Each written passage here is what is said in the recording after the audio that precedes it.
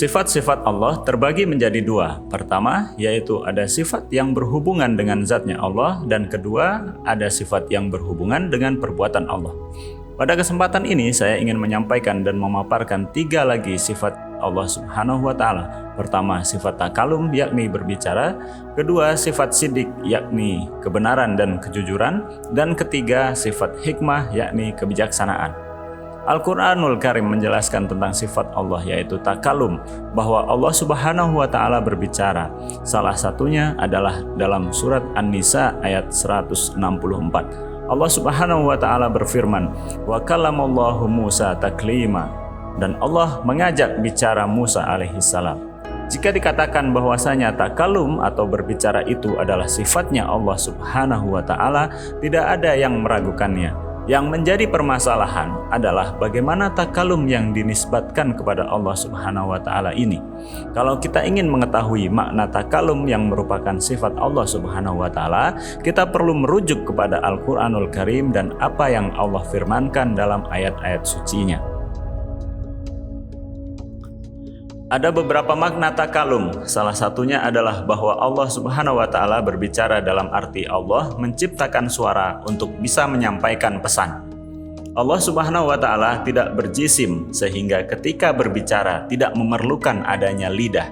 Sebagaimana Allah Subhanahu wa Ta'ala bisa menciptakan makhluk-makhluknya, Allah juga bisa menciptakan suara untuk menyampaikan pesannya. Al-Quran juga menceritakan bahwa Allah Subhanahu wa Ta'ala berbicara kepada para rasulnya dengan 3 cara. Surat Asy-Syura ayat 51 menjelaskan bahwa Allah Subhanahu wa Ta'ala berfirman, "Wa ma kana li basyarin ayyukallimahullahu illa wahyan aw min wara'i hijabin aw yursila rasulan fayuhya bi idznihi ma yasha innahu aliyyun hakim." Allah Subhanahu wa Ta'ala tidak berbicara dengan seorang hamba dan manusia kecuali ketika berbicara dalam bentuk wahyu. Artinya, cara pertama yang Allah lakukan untuk berbicara dan menyampaikan pesan kepada nabinya adalah dengan menyampaikan dan mengirimkan pesan-pesan tersebut dalam bentuk wahyu ke hati para nabi. Kedua adalah au min wara'i hijabin, atau di balik hijab, di balik tabir. Artinya, Allah Subhanahu wa Ta'ala menciptakan suara. Orang hanya mendengar suara tanpa melihat siapa yang berbicara. Yang ketiga, cara Allah berbicara dengan para nabinya adalah dengan au yursila rasulan, mengirimkan utusan, yaitu malaikat Jibril, untuk menyampaikan pesan-pesannya kepada nabi tersebut. Ini adalah penjelasan mengenai takalum atau kalamnya Allah Subhanahu wa Ta'ala. Namun ada makna lain untuk kalamnya Allah atau dengan ungkapan lain untuk kalimatnya Allah, yaitu bahwa kalimat-kalimat Allah itu diterjemahkan sebagai makhluk-makhluk Allah, yakni Allah menciptakan makhluk-makhluknya dan makhluk-makhluk itulah yang menunjukkan akan keberadaan Allah Subhanahu wa Ta'ala. Dalam surat Al-Kahfi ayat 109, "Qul law kana al-bahru midadan li kalimati rabbi lanafidal bahru qabla an tanfada kalimatu rabbi walau ji'na bimithlihi madada." Dalam ayat ini Allah Subhanahu wa Ta'ala mengatakan, seandainya lautan dijadikan sebagai tinta untuk menuliskan kalimat-kalimat Allah, maka niscaya lautan itu akan habis untuk menuliskan kalimat-kalimat Allah, sementara kalimat-kalimat Allah tidak akan ada habisnya. Para mufasir mengatakan bahwasanya kalimatullah di sini adalah makhluk-makhluk Allah, makhluk-makhluk yang jumlahnya tidak ada yang tahu kecuali Allah Subhanahu wa Ta'ala. Sedemikian banyak yang telah Allah ciptakan sehingga seandainya dituliskan dengan menggunakan lautan sebagai tintanya, maka semua lautan itu akan habis tanpa bisa mengungkapkan seberapa besar banyaknya makhluk yang telah Allah ciptakan. Berikutnya lagi bahwasanya yang disebut dengan kalimatullah berarti maujud, sesuatu yang Allah ciptakan.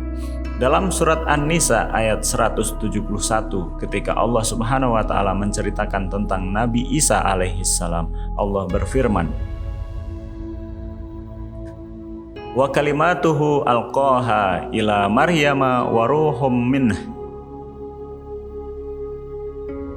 Isa adalah kalimat Allah yang Allah titipkan kepada Maryam, Di sini kalimat artinya Nabi Isa alaihissalam, dan itu adalah makhluk Allah yang diutus dan Allah ciptakan dan lalu Allah titipkan dalam rahim Maryam alaihassalam.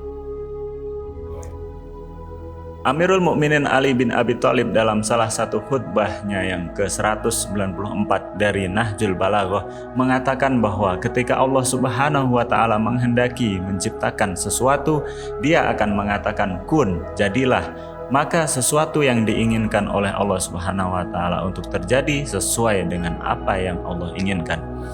Semua itu terjadi tanpa Allah perlu mengungkapkan kata kun dengan suara yang disampaikan, yang dikeluarkan, ataupun dengan suara yang didengar oleh makhluk Allah. Ini adalah perbuatan Allah.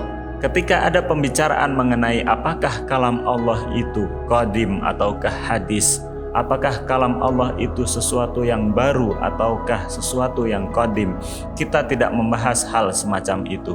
Akan tetapi karena kalam Allah ini adalah perbuatan Allah, tentunya perbuatan Allah bukan bersifat qadim.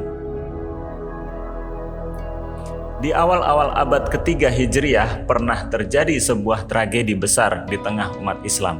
Pada saat itu khalifah yang mempercayai bahwasanya kalamullah itu qadim akan membunuh siapa saja di antara ulama yang mengatakan bahwa kalamullah itu hadis.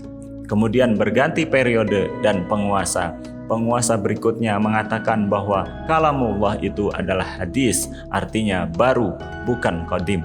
Sehingga khalifah yang berikutnya yang meyakini hal itu akan membunuh dan memenjarakan siapa saja yang mengatakan bahwa kalamullah itu qadim. Ini adalah sesuatu tragedi yang terjadi di tengah-tengah umat Islam hanya karena membicarakan mengenai apakah kalamullah itu qadim ataukah hadis.